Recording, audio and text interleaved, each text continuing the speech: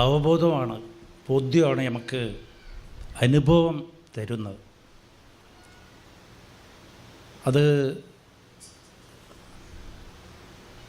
അമ്മയെ അനുഭവിക്കണമെങ്കിൽ നമ്മൾ പ്രാർത്ഥിക്കുകയില്ല വേണ്ടത്, അനുഭവിക്കണം. അമ്മയുടെ സാന്നിധ്യവും അമ്മയുടെ സ്നേഹം അനുഭവിക്കണം. അതിന് വലിയൊരു ആഗ്രഹം വേണം. ചെറിയ കുഞ്ഞുങ്ങളെപ്പോലെ കുഞ്ഞുങ്ങൾക്ക് എപ്പോഴും അമ്മ അടുത്തുണ്ടാകണം. എല്ലാ കാര്യത്തിലും അമ്മ ഇടപെടണം. എല്ലാ കാര്യത്തിലും ചെറിയ ചെറിയ കാര്യം എനിക്ക് ചെയ്യാൻ പറ്റുമെങ്കിൽ പോലും കുഞ്ഞ് പറയുന്നത് എനിക്ക് സാധിക്കില്ല, നീ വന്നെന്ന് പറഞ്ഞ് അവിടെ ഇരുന്ന് ഇങ്ങനെ കരച്ചിലും ബഹളവും ആയിരിക്കും. അമ്മ അടുത്ത് വേണം. ഇതെപ്പോഴാണ് അമ്മയെ ആശ്രയിക്കുന്നത് കുറയുന്നതെന്ന് വെച്ചാൽ, നമുക്ക് പ്രായമാകും തോറും നമ്മളെ കഴിവ് വർദ്ധിക്കുമ്പോൾ നമുക്ക് അമ്മയുടെ സാന്നിധ്യം കുറഞ്ഞു പോകും. നമ്മളെ സ്വന്തം അമ്മയുടെ. ഞാൻ ചെറുപ്പത്തിലെ പലപ്പോഴും എനിക്ക് വലിയ ഇഷ്ടമാണ്. ചെറുപ്പത്തിലെ സ്കൂളിൽ പോകുമ്പോൾ ഷൂലേസ് കെട്ടാൻ എനിക്കറിയില്ല. അപ്പോൾ ഷൂ ഇടാറാകുമ്പോഴത്തേക്ക് അമ്മ വന്ന് അടുത്തിരിക്കും, ഷൂ ഇട്ട് തരും, ഷൂലേസൊക്കെ കെട്ടും. കുറച്ച് കഴിയുമ്പോൾ എനിക്ക് വലിയ ആഗ്രഹമായിരുന്നു ഷൂലേസ് ഇങ്ങനെ കെട്ടാൻ പിടിക്കണം, 4 ഇതായിട്ട് വരണമെന്നൊക്കെ പറഞ്ഞ് അങ്ങനെ പഠിച്ചെടുത്ത് കഴിഞ്ഞപ്പോൾ ഞാൻ ഇടാൻ തുടങ്ങിയപ്പോഴത്തേക്കും എനിക്ക് കുറച്ച് കഴിഞ്ഞപ്പോൾ എന്തോ ജീവിതത്തിലൊരു കുറവ്. സ്കൂളിൽ പോകുമ്പോഴത്തേക്കും അടുത്ത അമ്മയില്ലല്ലോ. അതേപോലെ തന്നെ കുളിച്ചിട്ട് വരുമ്പോൾ ബട്ടൺ ഇടാൻ അറിയില്ല ചെറുപ്പത്തിൽ. അപ്പോഴും അമ്മ ഒന്ന് ഇട്ട് തരുമ്പോഴത്തേക്ക് ഒരു സന്തോഷം. കുറേ കഴിയുമ്പോഴത്തേക്ക് ഇതിങ്ങനെ ആലോചിച്ച് നോക്കും, ഈ ബട്ടൺ ഇടാൻ പഠിച്ചത് വലിയ പ്രശ്നമായിപ്പോയല്ലോ എന്ന്. അതേപോലെ ഭക്ഷണം കഴിക്കാൻ അറിയാതെ ഇരുന്ന കാലവും നല്ല കാലമായിരുന്നു, അമ്മ ഊട്ടിത്തരുമായിരുന്നു. അതൊക്കെ പഠിച്ചു കഴിഞ്ഞപ്പോൾ തനിച്ച് ചെയ്യേണ്ടി വന്നു. നമ്മുടെ ജീവിതത്തിലും ഏതൊക്കെ മേഖലയിൽ നിനക്ക് കഴിവില്ലെങ്കിൽ അതിനീ സന്തോഷിക്കണം, അതിനെ അമ്മയെ ആശ്രയിക്കണം. എല്ലാ കാര്യത്തിലും തന്നെ അമ്മേനെ നീ ആശ്രയിച്ച് ജീവിക്കണം. അത്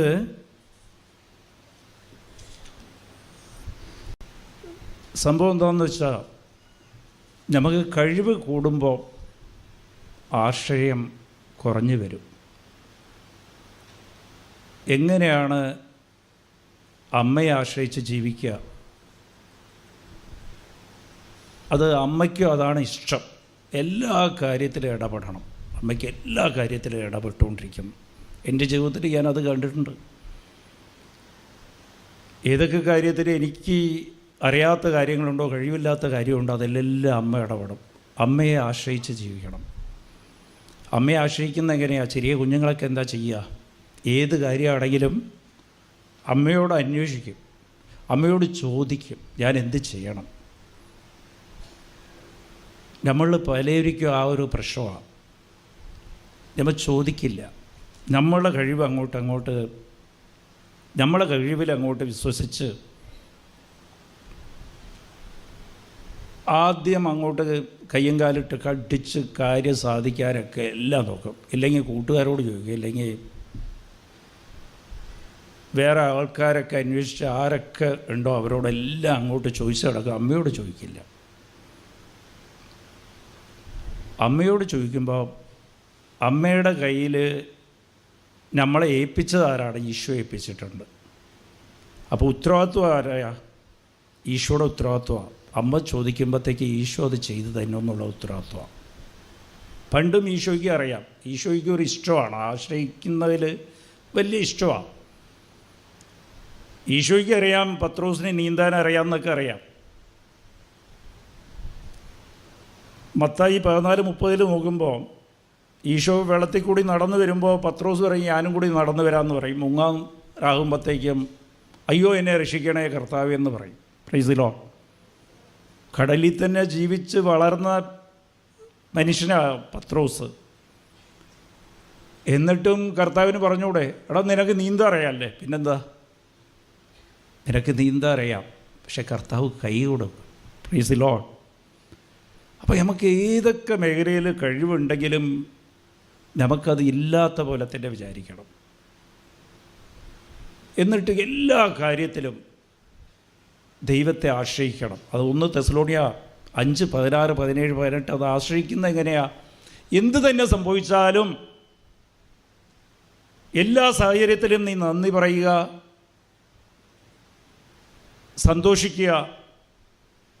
സന്തോഷിക്കണം. ഇത് എന്തിനാ സന്തോഷിക്കണം എന്നുള്ളത് ഇതിൻ്റെ കൂടെ പറയാം. എല്ലാ കാര്യത്തിലും സന്തോഷിക്കണം. എന്നിട്ട് നന്ദി പറയണം. സന്തോഷിച്ചിട്ട് നന്ദി പറയണം. എന്ത് സംഭവിച്ചാലും നന്ദി പറയുക. അത് തന്നെയാണ് പ്രാർത്ഥന. നന്ദി പറയുന്ന പ്രാർത്ഥനയാണ് ദൈവത്തിന് ഇഷ്ടം. അപ്പോൾ ദൈവത്തിൻ്റെ കരുതൽ അത് നമ്മൾ മനസ്സിലാക്കണമെന്നുണ്ടെങ്കിൽ ദൈവത്തെ ആശ്രയിച്ച് നിൽക്കണം.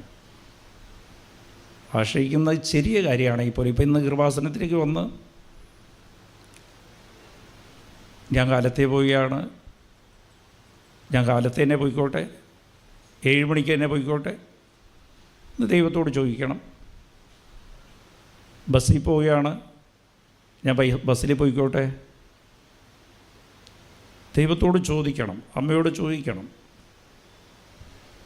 എന്നിട്ട് മക്കളുടെ കാര്യം, അവർ സ്കൂളിൽ പോകുമല്ലോ, അവർക്ക് ഭക്ഷണം ഉണ്ടാക്കണോ, 4 മണിക്ക് എണീക്കട്ടെ, പരസ്യത്വം എല്ലാം ചോദിക്കണം. നിങ്ങൾക്ക് എന്തൊക്കെ സംശയമുണ്ട്? 4 മണിക്ക് എണീച്ച് ഭക്ഷണം വയ്ക്കണോ, ഇല്ല അവർക്ക് കാശ് കൊടുത്ത് വിടണോ, അത് ചെയ്യട്ടെ ഇത് ചെയ്യട്ടെ എന്നൊക്കെ പറഞ്ഞ് ചോദിച്ചുകൊണ്ടിരിക്കണം. അപ്പോൾ ദൈവം അത് വെളിപ്പെടുത്തി തരും. കുറേ കഴിയുമ്പോൾ നിങ്ങൾക്ക് മനസ്സിലാവും, ദൈവത്തിൻ്റെ സ്വരം നിങ്ങൾക്ക് കേൾക്കാൻ പറ്റും. ഇപ്പോൾ സംഭവിക്കുന്നത് എന്താണെന്ന് വെച്ചാൽ, നിങ്ങൾ ദൈവത്തോട് ചോദിക്കാത്തപ്പോൾ എന്നിട്ട് അത് കാത്തിരിക്കണം. ദൈവം സംസാരിക്കുന്നത് നമുക്ക് കേൾക്കില്ല.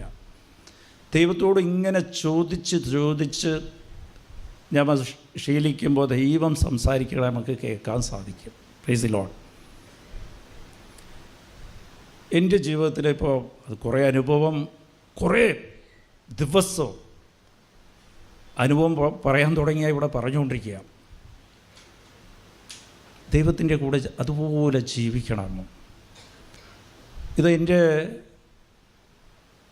എന്നെ സ്വാധീനിച്ച ഈ ഇടയ്ക്ക് വലിയൊരു കാര്യമെന്ന് പറഞ്ഞാൽ, ഈ 2007 ഞങ്ങൾ കോയമ്പത്തൂർ പോയി. അത് അച്ഛൻ എൻ്റെ വീട്ടിൽ കൊച്ചിയിൽ പ്രാർത്ഥിച്ചുകൊണ്ടിരിക്കുമ്പോൾ അച്ഛൻ ഇങ്ങനോട്ട് പറഞ്ഞ്, അമ്മ മാതാവ് പറയുക കോയമ്പത്തൂർ പോകാമെന്ന്. അടുത്ത ദിവസം പാക്ക് ചെയ്ത് കൈ കിട്ടുന്ന ബാഗൊക്കെ എടുത്തുകൊണ്ട് വീട് അങ്ങനെ തന്നെ വിട്ടിട്ട് കട്ടിലൊന്നും എടുത്തില്ല, ഞങ്ങളെല്ലാം കൂടി അങ്ങോട്ട് പോയി. എന്തിനാ പോകണമെന്നൊന്നും അറിയില്ല. Price the Lord. കോയമ്പത്തൂർ പോയി. അവിടെ ഒരാളെ അറിയില്ല, ഭാര്യയുടെ വീട് അവിടെ, എനിക്കൊരു സ്ഥലം പോലും അറിയില്ല. അങ്ങനെ അവിടെ പോയി. അവിടെ ഇപ്പോൾ പ്രാർത്ഥനയ്ക്ക് അതൊക്കെ വേറെ കാര്യം, അതൊക്കെ ദൈവത്തിൻ്റെ തിരുമനസ്സായിരുന്നു. അവിടെ പോയി ഞാൻ എന്ത് ചെയ്ത്, എനിക്കൊരു സ്ഥലമുണ്ടായിരുന്നു, ഹോട്ടൽ പണിഞ്ഞ്, വലിയ ഹോട്ടലാണ്, സ്റ്റാർ ഹോട്ടലാണ്. അപ്പോൾ ഞാൻ ആദ്യം വിചാരിച്ചു ഇതിന് വേണ്ടിയിട്ടാണ് ദൈവം അങ്ങോട്ട് പോകാൻ പറഞ്ഞെന്ന് പറഞ്ഞ് ഇതൊക്കെ പണിഞ്ഞ്. പക്ഷെ അതൊന്നും ആയിരുന്നില്ല. അവിടെ ഒരു പ്രാർത്ഥന കൂട്ടായ്മ, കോയമ്പത്തൂർ കൃപാസന മിഷൻ, ഞങ്ങൾ അവിടെ തുടങ്ങാൻ ഇടയായി. അതൊക്കെ പിന്നെ. പക്ഷേ ഈ ഹോട്ടൽ എനിക്ക് എപ്പോഴും ഒരു തലവേദനയായിരുന്നു. വലിയ ഹോട്ടലാണ്, പേരും പ്രശസ്തിയൊക്കെ ഉണ്ട്, കുറേ കോൺടാക്ട്സ് എനിക്ക് അതുവഴി കിട്ടി. അത് വലിയ തലവേദനയായി. ഒരു 5 കൊല്ലം കഴിഞ്ഞപ്പോഴത്തേക്ക് ഞാൻ അച്ഛനോട് പറഞ്ഞു, അച്ഛൻ ഇതെങ്ങനെയെങ്കിലും വിൽക്കണമെന്ന് പറഞ്ഞു. എനിക്ക് വിൽക്കാൻ സാധിക്കില്ല, അത്രയും വിലയും അതിന്. കുറേ കാശ് മുടക്കി, വലിയ ബിൽഡിങ്ങാണ്, 4 നില ബിൽഡിങ്ങാണ്. Praise the Lord. ഹല്ലേലൂയ. അപ്പോൾ ഇത് അച്ഛൻ പ്രാർത്ഥിക്കാമെന്ന് പറഞ്ഞ് ഞാനും പ്രാർത്ഥിക്കും, ഞങ്ങൾ പ്രാർത്ഥിക്കും. പക്ഷേ എൻ്റെ ഉൾമനസ്സിൽ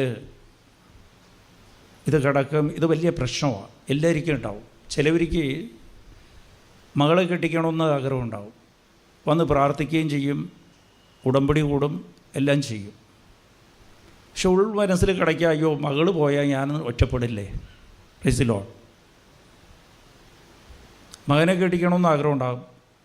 അതിനുവേണ്ടി വന്ന് പ്രാർത്ഥിക്കും, കാണുന്നവരോടെല്ലാം പറയും, പ്രാർത്ഥിക്കാൻ പറയും.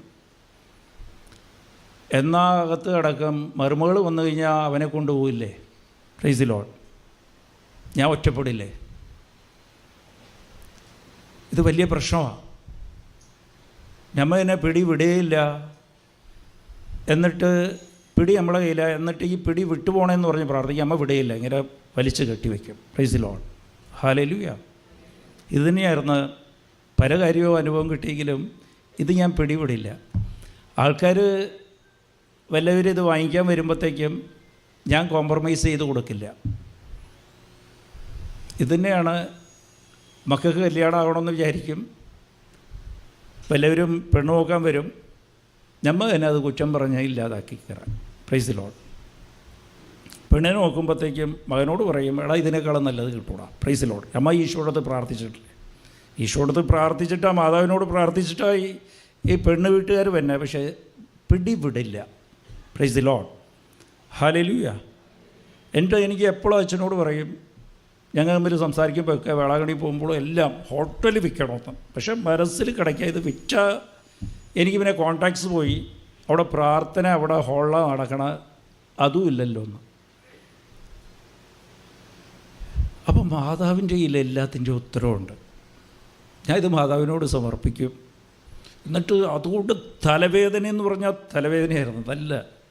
എന്നാലും ഞാനിത് വിൽക്കണമെന്നൊക്കെ പറഞ്ഞ് പ്രാർത്ഥിക്കും. പക്ഷെ മനസ്സിലിങ്ങനെ കിടക്കുക, ഞാൻ തന്നെ അത് വിൽക്കാൻ തടസ്സമായിട്ട് നിൽക്കും. മനസ്സിൻ്റെ അകത്തേക്കിങ്ങനെ കിടക്കുക. ഇതുപോലെ പലവരിക്കും പ്രാർത്ഥിക്കുമ്പോൾ ഈ ഉടമ്പടി എടുത്താലും നിയോഗം നിങ്ങൾ വെച്ചിട്ടുള്ളത് എപ്പോഴോ കിടക്കുക. ഈ നിയോഗത്തിൽ ഈ ഒരു പ്രശ്നമുണ്ട്, ഇത് വേണ്ടെന്ന് പറഞ്ഞു. ദൈവ തിരുവരസിന് വിട്ടുകൊടുക്കണം. ഇത് ഞാൻ ഇങ്ങനെ പ്രാർത്ഥിച്ച് എനിക്കറിയാമായിരുന്നു, എനിക്ക് മനസ്സുകൊണ്ട് ചിലപ്പോൾ ഇത് വിൽക്കാൻ ആഗ്രഹം ഉണ്ടായില്ല ദൈവത്തിന് എന്ന് പറഞ്ഞ് ഞാൻ തന്നെ എന്നെ തന്നെ ആശ്വസിച്ചിങ്ങനെ വിട്ടുവെക്കും. Praise the Lord. പക്ഷേ എനിക്ക് തലവേദനയെന്ന് വെച്ചാൽ നല്ല തലവേദനയാണ്. കുറേ സമയം ഇതിന് വേസ്റ്റാകും. ഞാൻ ദൈവത്തോട് പറയും, ആ സമയം ഉണ്ടെങ്കിൽ ഞാൻ നിനക്ക് വേണ്ടി ഇതിനെ ജോലി ചെയ്യാമല്ലോ എന്നൊക്കെ ഇങ്ങനെയൊക്കെ പറഞ്ഞ് ഞാൻ പ്രാർത്ഥിക്കും. എന്നിട്ട് ഞാൻ എൻ്റെ മനസ്സിൽ ഒരു വലിയ വിലയും മനസ്സിൽ കണക്കാക്കി വെച്ചു, ഇത് വന്നാൽ വിൽക്കാം. പക്ഷെ അത് കൂടുതലാണ്, അതിൻ്റെ പകുതി വിലയെ കിട്ടാൻ പാടുള്ളൂ. Price the Lord. ഹല്ലേലൂയ. അതിൻ്റെ വില പകുതി വിലയേ ഉള്ളൂ. എന്നാൽ ഞാൻ അതിൻ്റെ ഡബിളാക്കി. Price the Lord. എന്നിട്ട് അമ്മയോട് പറഞ്ഞു, അമ്മ ഈ വില വന്നേ നമുക്ക് കൊടുക്കാം. അങ്ങോട്ട് പറയുക. അമ്മയ്ക്കറിയാതെ ഞാൻ ചെയ്യുന്നത് തെറ്റാണെന്ന്. ഹല്ലേലൂയ. അമ്മ എന്താ ചെയ്തതെന്ന് വെച്ചാൽ ജോസഫ് അച്ഛനെ അങ്ങോട്ട് അയച്ചു എൻ്റെ അടുത്ത്. ഞാൻ ഇത് 6 കൊല്ലം 7 കൊല്ലമായിട്ട് ഞങ്ങളെല്ലാം പ്രാർത്ഥിക്കുക, ഇത് വലിയ വിഷയമാണ്. അപ്പം ഞാൻ പലപ്പോഴും വിചാരിക്കുക, എല്ലാ കാര്യവും നടക്കേണ്ടല്ലോ, ഇത് മാത്രം എന്താ സാധിക്കാത്തത്? അച്ഛൻ പ്രാർത്ഥിച്ചിട്ടെന്താ? അച്ഛൻ എനിക്ക് വേണ്ടി പ്രാർത്ഥിക്കുന്നതല്ലേ. എപ്പോഴും വന്ന് മെസ്സേജ് എടുക്കും, വിൽക്കാൻ വേണ്ടി മെസ്സേജ് കിട്ടും, എന്നിട്ട് ഇത് സാധിക്കത്തില്ല. Price the Lord. അച്ഛന് കൊറോണ പോസിറ്റീവായി ഇവിടെ ടെസ്റ്റ് ചെയ്ത് അവിടെ വന്ന് 24 ദിവസം നിൽക്കേണ്ട ഒരു കാര്യമില്ല. അവിടെ 24 ദിവസം എൻ്റെ ഹോട്ടലിൽ വന്ന് താമസിച്ച ഒരു മുറിയിലാണ്. Price the Lord. അപ്പോൾ വന്നപ്പോൾ അച്ഛനോട് ഞാൻ പോയി പറഞ്ഞ്, അച്ഛോ എനിക്ക് ഈ ഹോട്ടൽ വിൽക്കണം, അച്ഛൻ പ്രാർത്ഥിക്കണമെന്ന്. അച്ഛൻ പറഞ്ഞ്, ഞാൻ ഇവിടെ ഇരുന്ന് പോണതിന് മുമ്പ് വിൽക്കുമെന്ന്. Price the Lord. അപ്പോൾ ഇതിലുള്ള രസമെന്താണെന്ന് വെച്ചാൽ, കൊറോണ ഒരു 5-6 ദിവസം കഴിഞ്ഞാൽ നെഗറ്റീവ് ആകും, അച്ഛൻ പോകും. അപ്പോൾ ഞാൻ വിചാരിച്ചു 5-6 ദിവസത്തിനകത്ത് എവിടെ നിന്ന് ഇത് വിൽക്കാനാണ്, അല്ലാതെ എനിക്ക് ഈ വിലയും കിട്ടണ്ടേ. Price the Lord. 6 ദിവസം കഴിഞ്ഞ് അച്ഛനെ ടെസ്റ്റ് ചെയ്ത് അച്ഛന് ഒരു സിംറ്റംസും ഇല്ല. ഇവിടെ വെറുതെ ടെസ്റ്റ് ചെയ്തപ്പോഴത്തേക്കും കൊറോണ പോസിറ്റീവ് എന്ന് പറഞ്ഞ് വന്ന് അവിടെ ടെസ്റ്റ് ചെയ്ത് ഒരു സിംറ്റമും ഇല്ല, ഒന്നുമില്ല. അച്ഛൻ റൂമിലിരിക്കുക. ഇച്ചിരി ജലദോഷം ഉണ്ടായിരുന്നു. ടെസ്റ്റ് ചെയ്ത് പിന്നെയും പോസിറ്റീവ്. Price the Lord. അവിടെ നിന്ന് കൊന്ത ചൊല്ലിയാ, പുറത്തിറങ്ങാൻ പറ്റില്ല, റൂമിൽ തന്നെയാണ് കൊന്ത ചൊല്ലിക്കൊണ്ടിരിക്കുക. എന്നിട്ട് 5 ദിവസം കഴിഞ്ഞപ്പോൾ ഒന്നും സംഭവിച്ചില്ല. പക്ഷേ അച്ഛന് പോസിറ്റീവ്, അച്ഛൻ കണ്ടിന്യൂ ചെയ്യുകയാണ്. Price the Lord. പിന്നെ ഒരു 5 ദിവസം ആയപ്പോഴത്തേക്കും എൻ്റെ തൊട്ട് ബാക്ക് സൈഡിൽ KG ഹോസ്പിറ്റലാണ്. അവർക്ക് നേരത്തെ അവർ എന്നോട് വില പറഞ്ഞ പകുതി വിലയ്ക്കാണ് ചോദിച്ചത്. പിന്നെ അത് നടന്നില്ല. അവർ പറഞ്ഞു വെച്ച പോലെ തന്നെ വന്ന് ചോദിക്കുക, ഇവിടെ പ്രതീക്ഷിക്കാതെ വന്ന് ചോദിക്കുക ഈ ഹോട്ടല്. Price the Lord. ഞാൻ ഒരു വില പറഞ്ഞ് ആ ഡബിൾ വില കൂടുതൽ തന്നെയാണ് ഞാൻ പറഞ്ഞു വെച്ചിരിക്കുക. അച്ഛനുണ്ടല്ലോ, ഞാൻ ഒരു കൂടി കൂട്ടി പറഞ്ഞു, കുറച്ചുകൂടി കൂട്ടി പറഞ്ഞു. Price the Lord. ഹല്ലേലൂയ. അപ്പോൾ അവരൊന്ന് സംസാരിച്ച് 10 ദിവസമായി. പിന്നെ ടെസ്റ്റ് ചെയ്ത് 5 ദിവസം കൂടുമ്പോൾ ടെസ്റ്റ് ചെയ്യുക, പിന്നെയും പോസിറ്റീവ് തന്നെ പറയുക. അമ്മ മാതാവ് ചെയ്യിപ്പിക്കുക. അച്ഛൻ അവിടെ നിന്ന് പോയി കഴിഞ്ഞാൽ പിന്നെ ഞാൻ വിൽക്കില്ല. അപ്പോൾ അത് മാതാവിന് അറിയാം. എന്നാൽ എനിക്ക് അഡ്വൈസ് ചെയ്യാൻ അച്ഛൻ പറയണതില്ലാതെ ഞാൻ കേൾക്കുകയില്ല. ഞാൻ തന്നെ ഇതിൻ്റെ തടസ്സം നിൽക്കുക. അത് എനിക്ക് പിന്നെ മനസ്സിലായത്, ഈ ഹോട്ടലിൽ വിൽക്കാൻ ഈ 6 കൊല്ലം 7 കൊല്ലമായിട്ട് തടസ്സം നിൽക്കുന്നത് ഞാൻ തന്നെയാണ്. ഇതുപോലെ തന്നെ നമ്മളെ ജീവിതത്തിലും പല നിയോഗത്തിനും ദൈവ തിരുമനസ് നടപ്പിലാക്കാൻ നമ്മ തന്നെ തടസ്സം നിൽക്കും. പല കാര്യത്തിലും നമ്മൾ ചില കാര്യങ്ങൾ അമ്മയോട് പ്രാർത്ഥിക്കുമ്പോൾ, ഈ ഉടമ്പടി പ്രാർത്ഥിക്കുമ്പോൾ അമ്മ അത് നമ്മൾ ചോദിക്കുന്ന ഒന്നായിരിക്കും, അതിൻ്റെ വേറെ രീതിയിൽ അമ്മ പ്രവർത്തിക്കുമ്പോൾ അത് നമ്മൾ മനസ്സിലാക്കണം. നമ്മൾ ഉടമ്പടി വെച്ച് കഴിഞ്ഞാൽ പിന്നെ സംഭവിക്കുന്നതൊക്കെ നന്ദി പറഞ്ഞ് അങ്ങോട്ട് അംഗീകരിക്കണം. അത് ദൈവഹിതമാണോ ഇല്ലയാണെന്ന് എങ്ങനെ മനസ്സിലാക്കാം? ആർക്കെങ്കിലും അറിയാവോ? ചില കാര്യത്തിന് നമ്മൾ തീരുമാനം എടുക്കുമ്പോൾ അത് ദൈവ തിരുമനസ്സാണോ ഇല്ല, അതെങ്ങനെയാണ് മനസ്സിലാക്കുന്നത്? ദൈവ തിരുമനസ്സാണെങ്കിൽ നമുക്കതൊരു സാറ്റിസ്ഫൈഡായിട്ട് തോന്നിക്കും. നമുക്ക് മനസ്സിലൊരു സങ്കടമോ ഒരു ക്വസ്റ്റ്യൻ മാർക്കോ ഒന്നും തോന്നിക്കില്ല നമ്മൊരു തീരുമാനം എടുക്കുമ്പോൾ. First point. പിന്നെ അങ്ങനെ ഒന്നും ഒരു തോന്നലും ഇല്ലെങ്കിലും നമ്മൾ നന്ദി പറഞ്ഞ് പ്രാർത്ഥിച്ചു കഴിഞ്ഞാൽ നീ എടുക്കുന്ന തീരുമാനം അങ്ങോട്ട് തെറ്റിക്കഴിഞ്ഞാലും നിനക്ക് MBBS-നാണ് പോകാൻ ദൈവ തിരുമനസ്സാണെന്ന് വിചാരിച്ചു, നിനക്ക് തെറ്റി എൻജിനീയറിങ്ങിന് പോയി, ദൈവം ആ എൻജിനീയറിങ് നിനക്ക് അനുഗ്രഹിച്ച് തരും. Price the Lord. Just opposite അനുഗ്രഹിച്ച് തരും. അതിന് നന്ദി പറഞ്ഞ് അംഗീകരിക്കണം. കുറ്റം പറഞ്ഞ് പെരുവിറുത്തുകൊണ്ടിരിക്കാൻ പാടില്ല. പലവർക്കുള്ള പ്രശ്നമാണ്, എന്ത് വന്നാലും പെരുവിറുക്കും. നമ്മുടെ ജീവിതത്തിൽ അത് മാത്രം പാടില്ലാത്തതാണ്. എന്ത് വന്നാലും ദൈവം സംസാരിക്കും, പല രീതിയിൽ സംസാരിക്കാം. കുറേ ബൈബിൾ വായിക്കണം, ബൈബിൾ വഴി സംസാരിക്കും. ചിലപ്പോൾ നിൻ്റെ അമ്മയും അച്ഛനെ കൊണ്ട് സംസാരിപ്പിക്കും, ഭർത്താവിനെ കൊണ്ട് സംസാരിക്കും, ഭാര്യയെ കൊണ്ട് സംസാരിപ്പിക്കും. പിന്നെ അതിൽ ആലോചിക്കേണ്ട. നീ പ്രാർത്ഥിച്ചുകൊണ്ടിരിക്കുകയാണെങ്കിൽ ഒരു തീരുമാനം ആരെങ്കിലും പറഞ്ഞു കഴിഞ്ഞാൽ അത് തെറ്റാണെങ്കിൽ നീ അങ്ങോട്ട് എടുക്കുക. Price the Lord. എന്നിട്ട് അച്ഛൻ അവിടെ ഇരുന്ന് പ്രാർത്ഥിച്ച് ഇത് 24 ദിവസം അച്ഛനിരുന്ന് 20 ദിവസമായപ്പോഴത്തേക്കും അവർ കൊണ്ടുവന്ന് ഞാൻ ചോദിച്ച വില എനിക്ക് തന്ന് അത് ഉറപ്പിക്കുക. ഞാൻ അവിടെ ഇരുന്നപ്പോൾ അച്ഛൻ അവിടെ ഉള്ളപ്പോൾ തന്നെ രജിസ്ട്രേഷൻ കഴിയും. Price the Lord. ഹല്ലേലൂയ. എന്താ കാര്യമെന്ന് വെച്ചാൽ അമ്മ മാതാവിനെ കൊണ്ട് എല്ലാം സാധിക്കും. അതിൽ ഒറ്റ കാര്യമേ ഉള്ളൂ. രണ്ട് കാര്യം അതിൽ ഞാൻ മനസ്സിലാക്കിയത്. ഒന്ന്, അതിന് വേണ്ടത്ര പ്രാർത്ഥന പോരായിരുന്നു. ചില കാര്യത്തിന് ദൈവത്തിന് ആവശ്യമുള്ള പ്രാർത്ഥന വേണം. അതൊരു ഡെപ്പോസിറ്റാണ്. അച്ഛൻ അവിടെ ഇരുന്ന് 24 ദിവസം 20 ദിവസമാണ് പ്രാർത്ഥിച്ചത് കണ്ടിന്യൂസ് ആയിട്ട്. അപ്പോഴാണ് നടന്നത്. അതെന്ന് വെച്ചാൽ കാലത്ത് തൊട്ട് രാത്രി പോയാലും ഞാൻ റൂം തുറന്ന് നോക്കുമ്പോൾ അച്ഛൻ കൊന്ത ചൊല്ലിക്കൊണ്ടിരിക്കും. ബൈബിളും എടുത്ത് വെച്ച് കൊന്ത ചൊല്ലുക. 24 മണിക്കൂർ തന്നെ ആയിരിക്കും ഒന്ന് കുറച്ച് നേരം ഉറങ്ങും, പിന്നെ എണിച്ച് കഴിഞ്ഞാൽ പിന്നെ കൊന്ത ചൊല്ലുക. Price the Lord. അപ്പോൾ അവിടെ അത്രയും പ്രാർത്ഥന നിറച്ച് ഞാൻ എന്താണെന്ന് വെച്ചാൽ ഈ വിഷയം പ്രാർത്ഥിക്കാറാകുമ്പോൾ ഞാൻ നിർത്തിക്കളയും. എന്താ കാര്യമെന്ന് വെച്ചാൽ എൻ്റെ അകത്ത് ആഗ്രഹം കിടക്കുക ഇത് വിറ്റു പോകരുതെന്ന്. Price the Lord. എവിടെയോ ഇങ്ങനെ കിടക്കുക, കുറച്ച് സമർപ്പണം കുറവാണ്. അപ്പോൾ അമ്മയ്ക്ക് അറിയാം ഇതിൽ സമർപ്പണം പോരാ, സമർപ്പിക്കടങ്ങി അച്ഛൻ തന്നെ അവിടെ വരണം. അപ്പോൾ ഇതുപോലത്തെ കാര്യങ്ങൾ ആലോചിച്ച് പോലും നോക്കാൻ പറ്റില്ല. 24 ദിവസമൊക്കെ വന്നിട്ട് ഒരു ദിവസം അച്ഛനങ്ങോട്ട് തരാമെന്ന് വെച്ചാൽ അത് വലിയ കാര്യം. അമ്മയുടെ ഇടപെടൽ ഇതുപോലെയാണ് നിങ്ങളുടെ ജീവിതത്തിൽ, അമ്മയുടെ കരുതൽ അതുപോലെയാണ്. Price the Lord, hallelujah.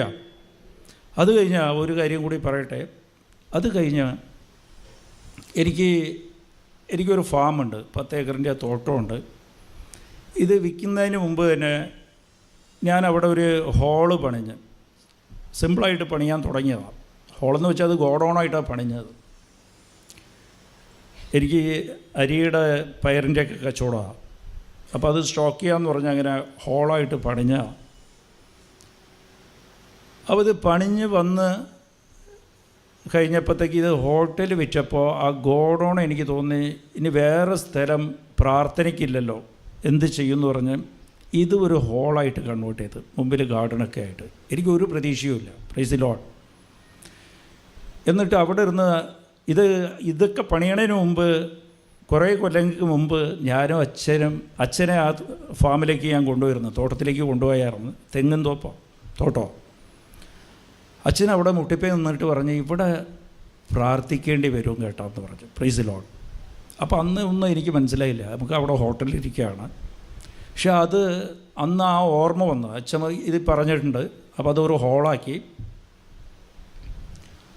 ഹോളെല്ലാം പണിഞ്ഞ് വന്നപ്പോഴത്തേക്കും ഞാൻ ഉറപ്പ് പറയാം, അമ്മ മാതാവിന് ഇപ്പോഴും ഞാൻ നന്ദി പറയാം. ഇവിടെ വെച്ചിട്ട് കോയമ്പത്തൂരിൽ അതുപോലത്തെ ഒരു ഹോളുണ്ടാകില്ല. പ്രാർത്ഥിക്കാൻ അത്രയും സൗകര്യമുള്ളത് അതുപോലെ ആയി കിട്ടി. Price the Lord. എന്നിട്ട് അച്ഛനത് ബ്ലസ് ചെയ്യാൻ അച്ഛൻ എന്നോട് പറഞ്ഞ് ആഗസ്റ്റ് 3-ാം തീയതി തീരുമാനിച്ച് ബ്ലസ് ചെയ്തിട്ട് പിന്നെ നമുക്ക് വേളാങ്കണ്ണി പോകാം. പ്രാർത്ഥിച്ചിട്ട് അച്ഛൻ ഇങ്ങോട്ട് വരും. ഞങ്ങൾ ഒരുമിച്ചാണ് വേളാങ്കണ്ണി പോകുന്നത്. പ്രാർത്ഥിച്ച് അച്ഛൻ ആ വഴി വേളാങ്കണ്ണി ഇരുന്ന് ഡയറക്റ്റ് ഇങ്ങോട്ട് വരുമെന്ന് പറഞ്ഞ്. അപ്പോൾ ഞാൻ പറഞ്ഞു വേണ്ട അച്ചു, നമുക്ക് ആദ്യം അച്ഛൻ ഉടർന്ന് തന്നെ ട്രെയിൻ കയറിക്കോ, ഞാൻ കോയമ്പത്തൂരിൽ നിന്ന് കയറാം, നമുക്ക് വേളാങ്കണ്ണി ഡയറക്റ്റ് പോകാം, തിരിച്ച് വരുന്ന വഴിക്ക് പ്ലസ് ചെയ്യാം, 6-ാം തീയതി പ്ലസ് ചെയ്യാമെന്ന് പറഞ്ഞു. Price the Lord, hallelujah. അപ്പോൾ ഞാൻ വലിയ പ്രതീക്ഷയിൽ കുറേ പേര് ഞങ്ങളെ പ്രാർത്ഥനാ ഗ്രൂപ്പിലുണ്ട്, എല്ലാം തിരക്കാ. 6-ാം തീയതി വന്ന് 5-ാം തീയതി കോയമ്പത്തൂർ ഇറങ്ങി. അവിടെ കോട്ടേജ് ഉണ്ട്, റൂംസ് ഉണ്ട്. അച്ഛൻ അവിടെ താമസിച്ച് അടുത്ത ദിവസമാണ് ബ്ലെസ്സിങ്.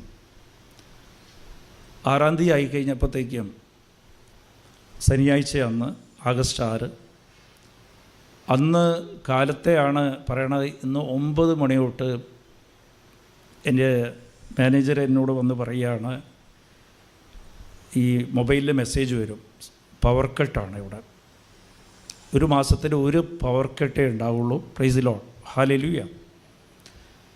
അപ്പോൾ ഇന്ന് പവർ കട്ടാണ്. 9 മണിക്ക് കറണ്ട് പോയി കഴിഞ്ഞാൽ 5 മണിക്കേ വരുള്ളൂ. ഒന്ന് എല്ലാം കൂടെ പോയി. അത്രയും തിരക്കാണ്. ഹോളിൽ തിരക്കാണ്. AC ആണ്.